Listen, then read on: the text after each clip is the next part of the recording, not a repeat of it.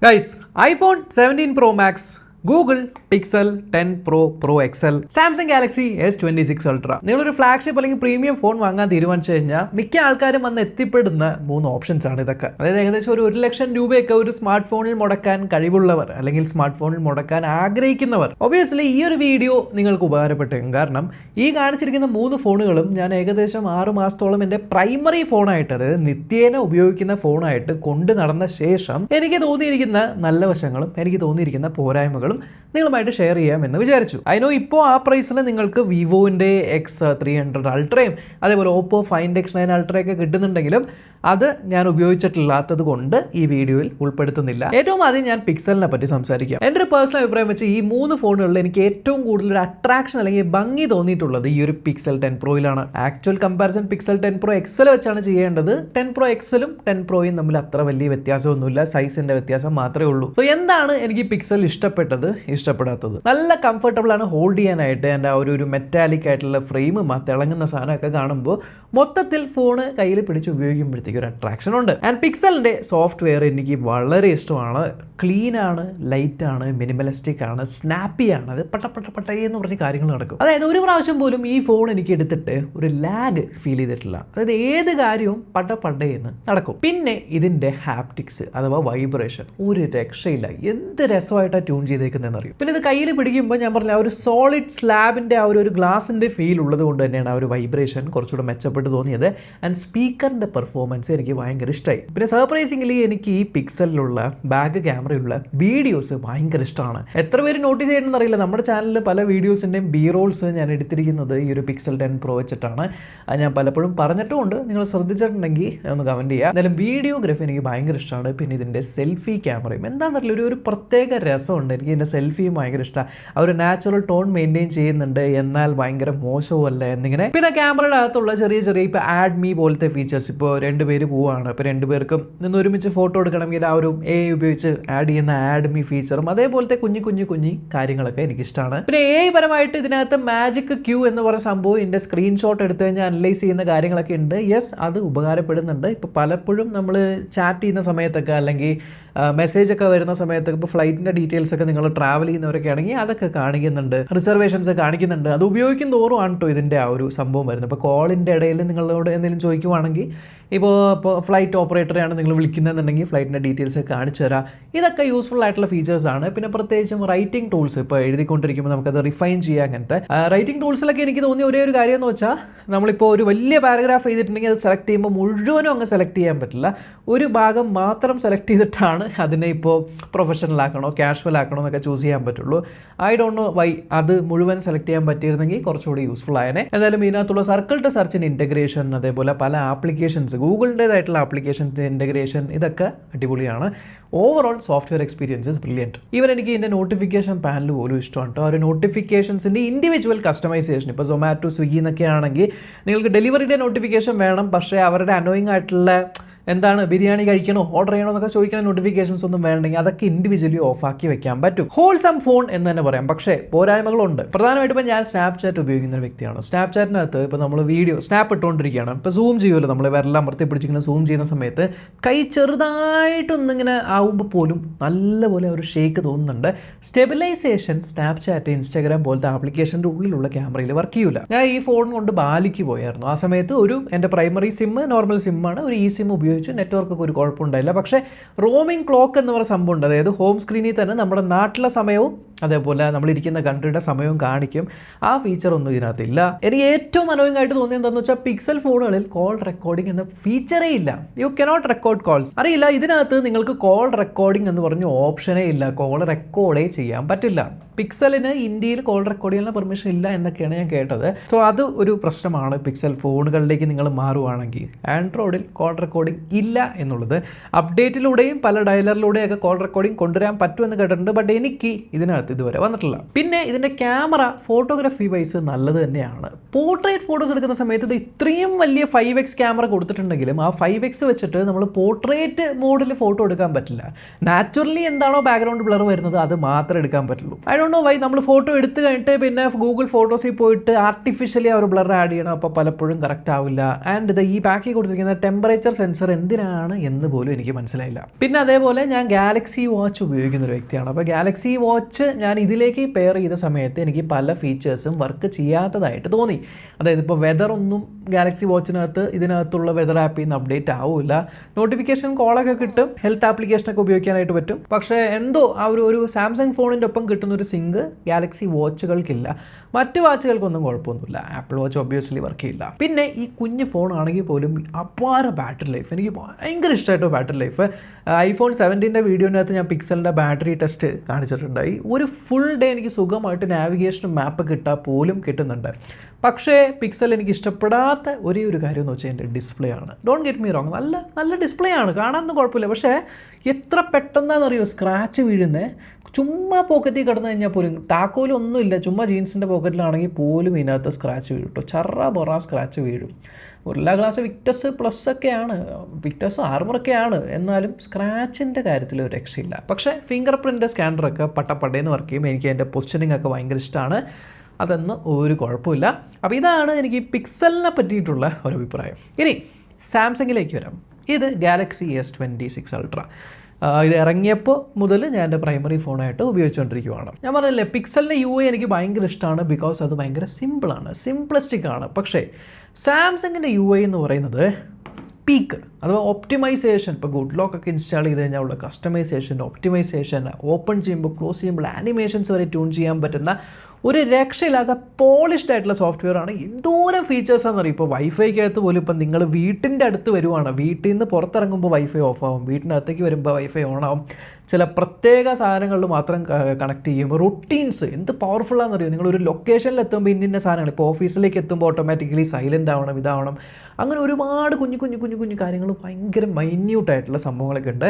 And yes AI. ഞാൻ എന്തിനൊക്കെയാണ് AI ഉപയോഗിക്കാമെന്ന് വെച്ചാൽ, ഒന്ന് ഞാൻ ഓഫീസിൽ വർക്ക് ചെയ്യുന്ന സമയത്ത് ആൾക്കാർക്ക് മെയിലിൽ റിപ്ലൈ ഒക്കെ അയക്കുന്ന സമയത്ത് അതൊന്ന് ഫോർമാറ്റ് ചെയ്യാനായിട്ട് നമ്മളിങ്ങനെ ചൂസ് ചെയ്തിട്ട് അവർ AI ഉപയോഗിച്ച് പ്രൊഫഷണലാക്കുക, അങ്ങനത്തെ കാര്യങ്ങൾക്കൊക്കെ AI ഉപയോഗിക്കാറുണ്ട്. പിന്നെ യെസ് ഒബ്ജക്റ്റുകൾ നമ്മുടെ ഫോട്ടോയിൽ നിന്നൊക്കെ റിമൂവ് ചെയ്യാൻ ഉപയോഗിക്കാറുണ്ട്. ബട്ട് ഐ ഡോണ്ട് നോ, പണ്ട് ഒബ്ജക്റ്റ് എറേസർ എന്ന് പറഞ്ഞൊരു ഫീച്ചർ ഉണ്ടായി, അതേപോലെ റിമൂവർ വേറെ ഉണ്ടായി. ഒബ്ജക്റ്റ് എറേസറിൽ നമ്മൾ മാറ്റുമ്പോൾ AI മീൻസ് നെറ്റ് ഉപയോഗിക്കാതെ ഫോണിൻ്റെ അകത്ത് തന്നെ എറേസ് ചെയ്ത് നമുക്ക് തരുമല്ലോ ഔട്ട്പുട്ട്. അതിപ്പോൾ ഇല്ല. ഇപ്പോൾ ഒബ്ജക്റ്റ് എറേസർ ഉപയോഗിക്കണമെങ്കിൽ നിങ്ങൾക്ക് നെറ്റുമായിട്ട് കണക്ഷൻ വേണം. ഗാലക്സി AI വഴി മാത്രമേ ഒബ്ജക്റ്റ് എറേസ് ചെയ്യാൻ പറ്റുള്ളൂ. അപ്പോൾ എറേസ് ചെയ്ത് കഴിഞ്ഞാൽ ഒരു ചെറിയ സാധനം നിങ്ങൾ കളഞ്ഞാൽ പോലും AI ജനറേറ്റഡ് ഇമേജ് എന്ന് പറഞ്ഞാൽ താഴെ ഒരു വാട്ടർമാർക്ക് വരും കേട്ടോ. അപ്പോൾ അങ്ങനൊരു സംഭവമുണ്ട്. സോ കീബോർഡിനകത്തുള്ള ആ ഒരു ക്ലിപ്പ് ബോർഡ്, പിന്നെ മൊത്തത്തിൽ അവർ ഇൻറ്റഗ്രേറ്റ് ചെയ്തിരിക്കുന്ന കുഞ്ഞു സാധനങ്ങളുണ്ട്. ഇപ്പോൾ റെക്കമെൻഡേഷൻസ് ആയിട്ട് വരുന്നത്, പിന്നെ നൗ നഡ്ജ്, നമുക്കിങ്ങനെ നൗ ബ്രീഫ്, ഇന്നത്തെ ഡീറ്റെയിൽസും കാര്യങ്ങളൊക്കെ തരാം. അത്തരത്തിലുള്ള AI പരിപാടികളൊക്കെ നല്ലതാണ്. ഞാൻ ഡേ ടു ഡേയിൽ ഉപയോഗിക്കുന്നത് തന്നെയാണ്. പിന്നെ ഈ 3 ഫോണിൽ എനിക്ക് ഏറ്റവും കൂടുതൽ ഇഷ്ടപ്പെട്ട സ്ക്രീന് ഒബ്വിയസ്ലി സാംസങ്ങിന് തന്നെയാണ്. ഇത് രസമുള്ള സ്ക്രീനാണെന്നറിയോ, നമുക്കിങ്ങനെ നോക്കിയിരിക്കാം. പിന്നെ ഈ പരിപാടി പ്രൈവസി ഡിസ്പ്ലേ, അതൊരു ഗിമിക്ക് എന്ന് പറയാൻ പറ്റില്ല. കാരണം ഞാനിപ്പോൾ ഓഫീസിലൊക്കെ ഫോൺ ഉപയോഗിക്കുന്ന സമയത്ത് പ്രൈവസി ഡിസ്പ്ലേ ഓണാക്കിയാണ് ഉപയോഗിക്കാറ്. അല്ലെങ്കിൽ മെട്രോ പോകുന്ന സമയത്തൊക്കെ ശരിയാണ് ആൾക്കാർ സൈഡിലുള്ള ഒരു നോട്ടിഫിക്കേഷൻ കാണാതിരിക്കാം. പ്രൈമറി ആയിട്ട് ഞാൻ ഉപയോഗിക്കുന്നത് രാത്രി നമ്മൾ ബെഡിൽ കിടക്കുന്ന സമയത്ത് നമ്മുടെ കൂടെയുള്ള ആൾക്ക് വെളിച്ചടിച്ച് ഡിസ്റ്റർബൻസ് ആവാതിരിക്കാം പ്രൈവസി ഡിസ്പ്ലേ ഓൺ ആക്കിയിട്ട് ഫോൺ ഉപയോഗിക്കുന്ന സമയത്ത് നമുക്ക് മാത്രമേ ആ ഒരു ലൈറ്റ്നസ് സ്പില്ല് വരുള്ളൂ. So that is good. പിന്നെ ഫോണിൻ്റെ ഹാപ്റ്റിക്സ് നല്ലതാണ്. സാംസങ്ങിൻ്റെ അകത്ത് NFC, ഇപ്പോൾ ഇതിനകത്ത് NFC ഉണ്ട്, ടാപ്പ് ആൻഡ് പേ ഉണ്ട്. പക്ഷേ ഇതിനകത്ത് സാംസങ് പേ, അതേപോലെ സാംസങ് വാലറ്റ്, അതിനകത്ത് പല ഡോക്യുമെൻറ്റ്സ് ഒക്കെ സേവ് ചെയ്ത് വെക്കാൻ പറ്റുന്നുണ്ട്. കുറച്ചുകൂടി എനിക്ക് സാംസങ് വാലറ്റ് ആണ് ഇഷ്ടമായത്. പിന്നെ നമ്മുടെ വയർലെസ് ഡെക്സ്, അതായത് ഫോണിനെ കമ്പ്യൂട്ടറായിട്ട് ഉപയോഗിക്കാൻ പറ്റുന്ന സംഭവം. And yes selfies are amazing. നല്ല സെൽഫീസ് ആണ്. ഇത്തവണ വീഡിയോ ക്വാളിറ്റി ഇംപ്രൂവ് ചെയ്തിട്ടുണ്ട്. സാംസങ് ബ്രൗസർ നല്ലപോലെ ഇംപ്രൂവ് ചെയ്തിട്ടുണ്ട്. ആൻഡ് S Pen ഞാൻ അത്രയ്ക്ക് ഞങ്ങൾ ഉപയോഗിക്കാറില്ല എങ്കിലും പലപ്പോഴും നമ്മളിപ്പോൾ വാട്സാപ്പിലൊക്കെ എന്തെങ്കിലുമൊക്കെ പറഞ്ഞു കൊടുക്കണം, ആരോ ഒക്കെ വരയ്ക്കണമെന്നുണ്ടെങ്കിൽ അതിനൊക്കെ ഞാൻ ഉപയോഗിക്കാറുണ്ട്. ഡോക്യുമെൻ്റ് സൈൻ ചെയ്യാൻ യൂസ് ചെയ്യാറുണ്ട്. പക്ഷേ എനിക്ക് ഏറ്റവും കൂടുതൽ സാംസങ് ഫോണിൽ ഇഷ്ടമെന്ന് വെച്ചാൽ കോൾ റെക്കോർഡിങ്, അനൗൺസ്മെൻറ്റ് ഇല്ലാത്ത ഓട്ടോമാറ്റിക് കോൾ റെക്കോർഡിംഗ് ആണ്. അതും ഡീഫോൾട്ട് ആയിട്ടുള്ള ഡയലറിൽ കോൾ വരുമ്പോൾ തന്നെ നമുക്ക് ഓട്ടോമാറ്റിക്കായിട്ട് റെക്കോർഡ് അതിനകത്ത് സേവ് ചെയ്യുന്ന പരിപാടി എനിക്ക് ഭയങ്കര ഇഷ്ടമാണ്. It's one of the primary എൻ്റെ ഒരു യൂസാണത്. എന്നാൽ ഇതിനകത്ത് എനിക്ക് തോന്നിയിട്ടുള്ള കുറച്ച് പോരായ്മകൾ എന്ന് വെച്ചാൽ ഫോട്ടോസ് അത് ഹിറ്റ് ഓർ മിസ്സാണ്. അതായത് അനങ്ങാത്ത ഒബ്ജക്റ്റിൻ്റെയൊക്കെ ഫോട്ടോ എടുക്കുവാണെങ്കിൽ നല്ല രസമായിട്ട് എടുക്കാൻ പറ്റും. പക്ഷേ അനങ്ങുന്ന ഒബ്ജക്റ്റുകളുടെ ഫോട്ടോ എടുക്കുമ്പോൾ ചിലപ്പോൾ ഇങ്ങനെ ബ്ലറായി പോവുക, അല്ലെങ്കിൽ ലോ ലൈറ്റിൽ ഫോട്ടോ എടുക്കുമ്പോൾ നമ്മൾ അനക്കാതെ വെച്ച് കുറച്ച് നേരം ഷട്ടർ പിടിച്ച് നിന്ന് കഴിഞ്ഞാൽ നല്ലപോലെ ക്യാപ്ചർ ചെയ്യും. പക്ഷേ പെട്ടെന്ന് ലോ ലൈറ്റിലൊരു ഫോട്ടോ എടുക്കണം എന്ന് വെച്ചാൽ ലോ ലൈറ്റ് എന്ന് ഉദ്ദേശിച്ച് ഈ ഒരു ചെറിയൊരു ലൈറ്റ് ആണെങ്കിൽ പോലും നമുക്ക് ആ ഒരു പെർഫോമൻസിൻ്റെ ഇത്രയേ ഉള്ളൂ എന്ന് തോന്നിപ്പോവും. ആൻഡ് പലപ്പോഴും ഇപ്പോൾ നമ്മൾ സൂം ചെയ്ത് വീഡിയോ എടുക്കുകയാണെങ്കിൽ പ്രൈമറി ക്യാമറയിൽ നിന്ന് പെട്ടെന്ന് ആ ഒരു 3x പോകുമ്പോൾ ക്വാളിറ്റി പെട്ടെന്ന് കുറഞ്ഞിട്ട് പിന്നെ 5x പോകുമ്പോൾ ക്വാളിറ്റി പെട്ടെന്ന് വ്യത്യാസം വരുന്നതൊക്കെ കാണുന്നത്. പ്രത്യേകിച്ച് സ്നാപ്ചാറ്റൊക്കെ ഉപയോഗിക്കുന്ന സമയത്ത് അത് നല്ലപോലെ മനസ്സിലാവും. പിന്നെ എന്താണെന്നറിയില്ല, ഞാൻ പിക്സലിൽ പറഞ്ഞില്ലേ നോട്ടിഫിക്കേഷൻസ് ഇപ്പോൾ ഓരോ ആപ്ലിക്കേഷൻ ഇൻഡിവിജ്വലായിട്ട് ഓഫാക്കി വെക്കാൻ പറ്റുന്നത്, അത് ഇതിനകത്ത് കാണുന്നില്ല. കണ്ടോ, സൊമാറ്റോയുടെ നോട്ടിഫിക്കേഷൻ എടുക്കുമ്പോൾ ഇത്രയും സാധനമേ വരുന്നുള്ളൂ. അല്ലാണ്ട് ഇൻഡിവിജ്വലി ഓഫാക്കുന്നത് ഞാനിപ്പോൾ പിക്സലിൽ കാണിച്ചു തരാം. പിക്സലിലെ ഉണ്ടോ സൊമാറ്റോക്കകത്ത് ഇൻഡിവിജ്വലി ഇതേ ഓരോന്നിൻ്റെ നോട്ടിഫിക്കേഷൻ ഓഫാക്കി വെക്കാൻ പറ്റും. ആ പരിപാടി ഇതിനകത്ത് കാണുന്നില്ല. I don't know why. ആർക്കെങ്കിലും അത് ഉണ്ട്, ഞാൻ എന്തെങ്കിലും സെറ്റിംഗ് മറന്നു പോയതാണെങ്കിൽ ഒന്ന് കമൻറ്റ് ചെയ്യാം. പിന്നെ ഡയറക്റ്റ് വെയിലത്ത് നിങ്ങൾ ഉപയോഗിക്കുന്ന സമയത്ത് ചെറിയൊരു ചൂടാവുന്ന സംഭവമുണ്ട്. അതേപോലെ തന്നെ ഇതിൻ്റെ എന്താ അറിയോ, ഇപ്പോൾ നമ്മൾ പെട്ടെന്ന് ഒരു ആവശ്യത്തിന് ഫോൺ ഇപ്പോൾ നമ്മൾ എടുത്ത് അൺലോക്ക് ആക്കി എന്തെങ്കിലും ചെയ്യുവാണെങ്കിൽ ചിലപ്പോൾ നമ്മൾ പ്രതീക്ഷിക്കാത്ത സമയത്തൊക്കെ എന്തെങ്കിലും ഒരു സ്ലോനെസ് ഉണ്ടാവും. അതായത് ഇപ്പോൾ ക്യാമറ തന്നെ ഇപ്പോൾ അത്യാവശ്യമായിട്ട് എനിക്കൊരു സാധനത്തിൻ്റെ ഫോട്ടോ എടുക്കണം എന്ന് വിചാരിക്കും. ഞാൻ ഇങ്ങനെ എടുത്തിട്ട് ക്യാമറ ഇങ്ങനെ ഓപ്പൺ ചെയ്യുമ്പോഴത്തേക്ക് ഇപ്പോൾ ഞാൻ ക്യാമറ അത് ഇങ്ങനെ ഓപ്പൺ ആയി കഴിഞ്ഞാൽ കണ്ടില്ലേ എത്ര ആ ഒരു ടൈം എടുത്തതുണ്ടോ ക്യാമറ ഓപ്പൺ ആയി വരാൻ. അതിനുശേഷം ഞാൻ ഇങ്ങനെ ഫോട്ടോ എടുക്കുന്ന സമയത്ത് ഇപ്പോൾ 3-4 പ്രാവശ്യം ക്ലിക്ക് ചെയ്ത് കഴിഞ്ഞാലും ആ ഒരു ചെറിയൊരു ലാഗ് അവിടെ ഉണ്ട്. അത് വീഡിയോ എടുക്കുമ്പോൾ പോലും ഇപ്പോൾ വീഡിയോ ക്ലിക്ക് ചെയ്ത് ഒരു സെക്കൻഡ് കണ്ടിട്ട് വീഡിയോ റെക്കോർഡിങ് ഇപ്പോൾ സ്റ്റോപ്പ് ചെയ്ത് കഴിഞ്ഞാൽ കുറച്ച് കഴിഞ്ഞിട്ട് ഇപ്പോൾ ഞാൻ കാണിച്ചു തരാം. ഇപ്പോൾ വീഡിയോ സൗണ്ട് ഞാൻ ഓഫാക്കി വെച്ചത്. എന്നാൽ ഞാൻ ഇപ്പോൾ വീഡിയോ ക്ലിക്ക് ചെയ്യുവാണേ, ആ സൗണ്ട് കേട്ടില്ല. ഇപ്പോൾ ഞാൻ വീഡിയോ ഓഫ് ചെയ്യാൻ പോകണം. അപ്പോൾ സൗണ്ട് എപ്പോഴാണ് വരുന്നത് നോക്കിക്കോ,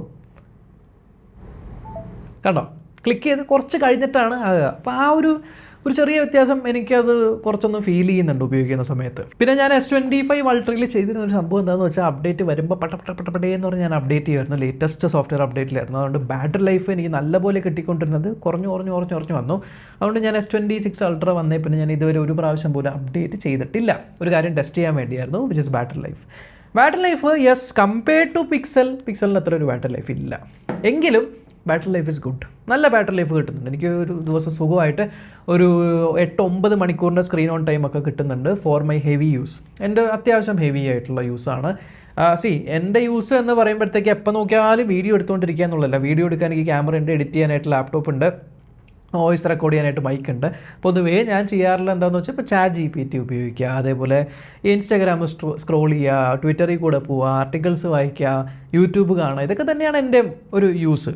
പക്ഷേ നാവിഗേഷൻ ചിലപ്പോൾ വരും, ബൈക്കിൻ്റെ മുന്നിൽ വെച്ച് മാപ്പ് ഇട്ട് പോവുക. ആൻഡ് കുറേ ഓഫീസിൻ്റെ കോൾസ്, ഇപ്പോൾ ടീംസിൽ കോൾസ് അറ്റൻഡ് ചെയ്യുന്ന പരിപാടിയുണ്ട്, മെയിൽ, ഫോണിൽ കൂടെ മെയിൽ അയക്കുക, ഇങ്ങനത്തെ പരിപാടികളൊക്കെയാണ് എനിക്ക് മെയിനായിട്ട്. പിന്നെ കോൾ ചെയ്യുക ഒബ്വിയസ്ലി. അപ്പോൾ ആ ഒരു യൂസ് വെച്ചിട്ട് എനിക്ക് 8 to 9 hours, അതായത് ഇപ്പോൾ ഡെയിലി ചാർജ് ചെയ്യണം. ഇപ്പോൾ ഞാൻ പണ്ട് ഓവർനൈറ്റാണ് കുത്തിയിടാറുണ്ടായി. ഇതിപ്പോൾ ഫാസ്റ്റ് ചാർജിങ് ഒക്കെ ഉള്ളതുകൊണ്ട് രാവിലെ ശരിക്കും എണീറ്റ് കഴിഞ്ഞ് വല്ലൊക്കെ തേച്ച് കോഫിയൊക്കെ കുടിക്കുന്ന സമയത്തായിരിക്കും ഞാൻ കുത്തിയിടുന്നത്. അതിൻ്റെ ഏകദേശം ഒരു മണിക്കൂറൊക്കെ ആകുമ്പോഴത്തേക്ക് ഇത് ഫുൾ ചാർജ് ആവും. ഞാൻ മറ്റേ കൂടിയ വാട്ടിൻ്റെ ചാർജറാണ് യൂസ് ചെയ്യുന്നത്, ഫാസ്റ്റ് ചാർജറാണ്. അതിനുശേഷം പിന്നെ വൈകിട്ടാകുമ്പോഴത്തേക്കും ഓൾമോസ്റ്റ് രാത്രി കിടക്കാറാവുമ്പോൾ ഒരു 30 അല്ലെങ്കിൽ 20% ചാർജൊക്കെ ഉണ്ടാവും. അങ്ങനെയാണ് ഇതിൻ്റെ ബാറ്ററി ബാക്കപ്പിൻ്റെ സംഭവം. സോ എൻ്റെ അടുത്ത് ചോദിക്കുവാണെങ്കിൽ ശരിക്കും പറഞ്ഞാൽ ഞാൻ ഇത് ഉപയോഗിക്കാൻ കാരണം എനിക്ക് പിക്സൽ ഉപയോഗിക്കാൻ ഭയങ്കര ആഗ്രഹമുണ്ട്. പക്ഷേ കുറേ ലിമിറ്റിംഗ് ഫാക്ടേഴ്സ്, ഇപ്പോൾ ഈ പറഞ്ഞ പോലെ കോൾ റെക്കോർഡിങ്ങിൻ്റെ പ്രശ്നം, അതേപോലെ ഒരു ഡിസ്പ്ലേൻ്റെ പ്രശ്നം. ഇപ്പോൾ ഡയറക്റ്റ് സൺലൈറ്റിലൊക്കെ ഇതിൻ്റെ ഡിസ്പ്ലേ ഭയങ്കരമായിട്ട് കാണും, ഒരു രക്ഷയില്ല, ഒരു ആൻറ്റി റിഫ്ലക്റ്റീവ് കോട്ടിംഗ് ഒക്കെ ഉള്ളതുകൊണ്ട് പിക്സലിന് കുറച്ച് ബുദ്ധിമുട്ട്, സ്ട്രഗിൾ ആവുന്നുണ്ട്. അതേപോലെ ഇപ്പോൾ AI-ൻ്റെ പരിപാടികളായിക്കോട്ടെ, ഒബ്വിയസ്ലി സ്ക്രീനിൻ്റെ സൈസ് മാറ്റർ ചെയ്യുന്നുണ്ട്. ആൻഡ് കുഞ്ഞു ഫീച്ചേഴ്സ്, ഇപ്പോൾ റൊട്ടീൻസ് ആയിക്കോട്ടെ, അങ്ങനത്തെ കുറേ സാധനങ്ങളൊക്കെ എനിക്ക് ആ ഒരു സോഫ്റ്റ്വെയറിൻ്റെ സംഭവങ്ങൾ മിസ് ചെയ്യുന്നതുകൊണ്ടാണ് എനിക്ക് പിക്സലിലേക്ക് പൂർണ്ണമായിട്ടും മാറാനൊരു മടി. ഇനി ഐഫോണിലേക്ക് വരുവാണെങ്കിൽ ഇത് 17 Pro Max ആണ്. ഓറഞ്ച് കളറാണ്, ഇപ്പോഴും ഓറഞ്ച് തന്നെ കേട്ടോ, കളർ വ്യത്യാസമൊന്നും വന്നിട്ടില്ല, ബിക്കോസ് ഞാൻ കേസ് ഇട്ടിട്ടാണ് ഉപയോഗിക്കാറ്. പക്ഷേ ഐഫോണിൻ്റെ സംഭവം എന്ന് വെച്ചാൽ ഞാൻ വാങ്ങിയപ്പോൾ എങ്ങനെയാണോ അതേ ഒരു സ്പീഡും പെർഫോമൻസും തന്നെയാണ് ഇപ്പോഴും ഉള്ളത്. ഒരു ലാഗുമില്ല. എനിക്ക് ഏത് സമയത്ത് എന്ത് നോട്ട് ചെയ്യണം, ഒരു ക്യാമറ ഓപ്പൺ ചെയ്ത് പെട്ടെന്നൊരു ഫോട്ടോ എടുക്കണമെങ്കിൽ പോലും റിലയബിളി എനിക്ക് കൊണ്ടു നടക്കാൻ പറ്റുന്ന ഒരു ഫോൺ തന്നെയാണ് iPhone. There is no doubt in that. ആ ഒരു സോഫ്റ്റ്വെയറിൻ്റെയും ഒരു സ്മൂത്ത്നെസ് ആയിക്കോട്ടെ, ഫ്ലോ ആയിക്കോട്ടെ, ഓവറോൾ ഏത് സമയത്ത് ഫോൺ എടുത്തു കഴിഞ്ഞാലും ഒരേപോലെ പെർഫോം ചെയ്യും എന്ന് ഉറപ്പ് തരുന്ന ഫോണാണ് ഐഫോൺ. പക്ഷേ ഐഫോൺ ഞാൻ പ്രൈമറി ഫോണായിട്ട് കൊണ്ടു നടന്നപ്പോൾ ഏറ്റവും കൂടുതൽ ഞാൻ മിസ് ചെയ്തത് സർക്കിൾ ടു സെർച്ച് ആണ്. എനിക്ക് സർക്കിൾ ടു സെർച്ച് ഇല്ലാത്തതുകൊണ്ട് പലപ്പോഴും ഇപ്പോൾ കോപ്പി ചെയ്യണമൊക്കെ സ്ക്രീനിൽ നിന്ന് എന്തെങ്കിലും കോപ്പി ആണെങ്കിൽ ആൻഡ്രോയിഡിൽ സർക്കിൾ ടു സെർച്ച് എടുക്കുക, കോപ്പി ചെയ്യുക, അല്ലെങ്കിൽ എന്തെങ്കിലും കണ്ടുപിടിക്കണമെങ്കിൽ ജസ്റ്റ് സർക്കിൾ ചെയ്യുക, അല്ലെങ്കിൽ പാട്ട് കണ്ടുപിടിക്കണമെങ്കിൽ സർക്കിൾ ടു സെർച്ച് എടുക്കുക. അങ്ങനെ ഒരുപാട് സംഭവം ഇതിനകത്ത് അത് പറ്റില്ല. പിന്നെ 2 ക്ലിപ്പ് ബോർഡാണ്. ഇപ്പോൾ മൾട്ടിപ്പിൾ സാധനങ്ങൾ കോപ്പി ചെയ്ത് കഴിഞ്ഞാൽ ആൻഡ്രോയിഡിൽ കീബോർഡിൻ്റെ അടിയിൽ തന്നെ എല്ലാം കിടക്കും, നമുക്ക് ഒറ്റയടിക്ക് പേസ്റ്റ് ചെയ്യാം. പക്ഷേ ഇതിനകത്ത് ഒരു സമയത്ത് ഒരെണ്ണേ കോപ്പി ചെയ്യാൻ പറ്റുള്ളൂ, അതൊരു പ്രശ്നമാണ്. പിന്നെ കോൾ റെക്കോർഡിംഗ് ഉണ്ട്, പക്ഷേ കോൾ റെക്കോർഡിംഗ് അമർത്തുമ്പോഴേക്കും ടിങ് ടിങ് ടിങ് this call is being recorded എന്ന് പറഞ്ഞിട്ടാണ് കോൾ റെക്കോർഡ്. ഏകദേശം 5 സെക്കൻഡ് അവിടെ പോവും. അപ്പോൾ അത് ഒരു പ്രശ്നമാണ്. പിന്നെ എല്ലാ കോളുകളും കൂടി കോളർ ആപ്ലിക്കേഷനകത്തേക്ക് വരിക. ഇൻഡിവിജ്വലി വോളിയം കുറയ്ക്കാൻ പറ്റില്ല. ഇപ്പോൾ നോട്ടിഫിക്കേഷൻസിൻ്റെ മാത്രം, കോളിൻ്റെ മാത്രം, അങ്ങനെ ഇൻഡിവിജ്വലി വോളിയം കുറയ്ക്കാനായിട്ട് പറ്റില്ല. പക്ഷേ ഫോട്ടോസ് ഓക്കെ, എപ്പോൾ എടുത്തു കഴിഞ്ഞാലും ഒരേപോലെ വരുന്ന ഫോട്ടോസാണ്. അത്ര അടിപൊളിയല്ല, അത്ര മോശമല്ല. പക്ഷേ വീഡിയോസ് ഒരു രക്ഷയില്ല. And I still prefer iPhone for my videos.